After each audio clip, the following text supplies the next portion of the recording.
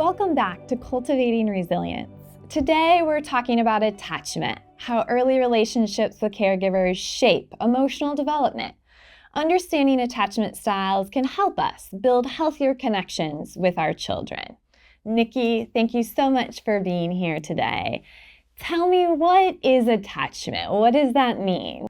Yeah, attachment is the foundation of like a child's emotional connection. It really shapes how children will manage stress in the future, build relationships in the future, and just overall resiliency.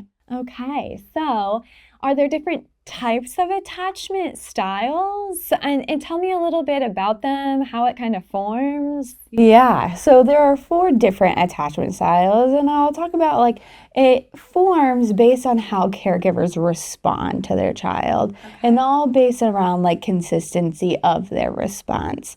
So the first one is a secure attachment, and that is based on, a caregiver is consistently responding to their child. Child cries, parent responds, need is met, and the child is learning, when I cry, I will get my need met. So then as they continue to get their need met, they just become more confident. Okay. So it's kind of that predictability more often than not. I mean, as parents, right, we mess up. We can't always respond, but more often than not, I have this consistent, predictable ability to say, like, I know my needs are met. I'm lovable. I can receive care. And not from like an understanding, because I'm just a wee baby, but just from a body sense. Yes, exactly. And right.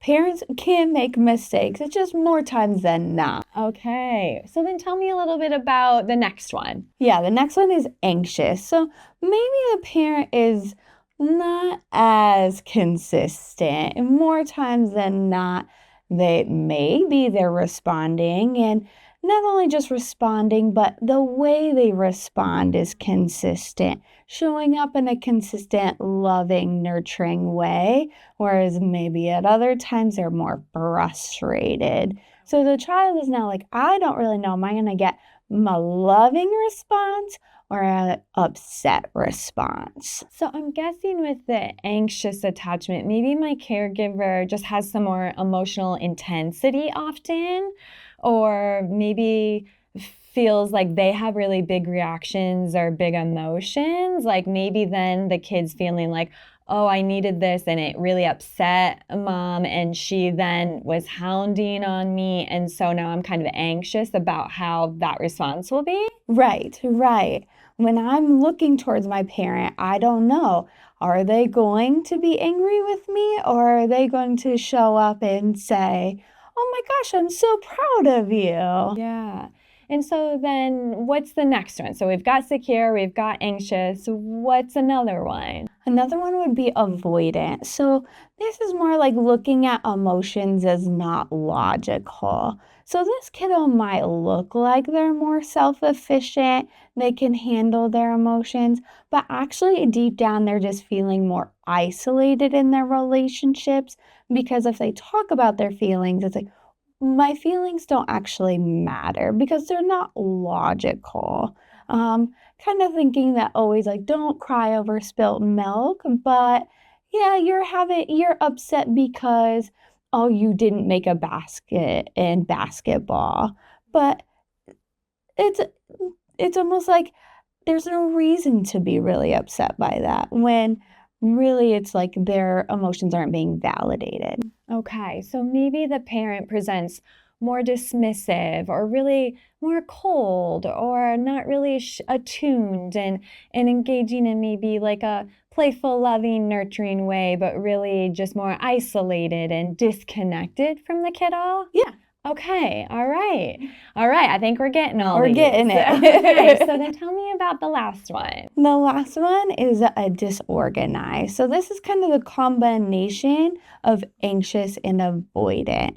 So they just really don't have a consistent way of how are they showing up.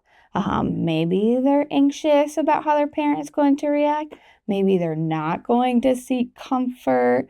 And there's just no predictability of how they're going to seek comfort. Okay, so I'm guessing as the caregiver, it's because I've given mixed messages. Maybe you come to me and I'm really stable and predictable, and then the next time I'm emotionally volatile and I'm really intense, and then maybe the next time I'm just ignoring and dismissive. Yes. Okay, Yes. so it's just kind of maybe the incongruency of all of the ways in which a parent could respond. Yes, incongruent and almost a traumatic or intense in nature. So, as a caregiver, then obviously we want our kiddos to have a secure attachment. What are the things I do to make sure I can really foster that?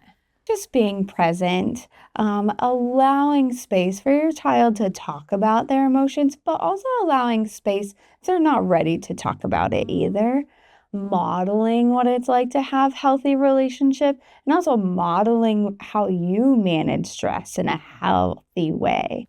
Yeah, so I'm guessing as a parent, if I'm really wanting my kiddo to have a more secure attachment, I can express some emotions, but not in an unsafe way. Like I can say, oh, mommy's sad, but mommy's not maybe sad and hitting you, right? Or, you're feeling sad, and I don't say, oh, your feelings don't matter. It's validating. It's just consistently being present and attuned and aware and making sure that rhythm is one that supports the child's development. Yes, absolutely. Okay. Well, Nikki, I want to thank you so much for being here today and sharing some great insights about attachment. Thank you. The way we connect with kids today shapes their future relationships. Next time, we'll look at the brain science behind emotional resilience in children.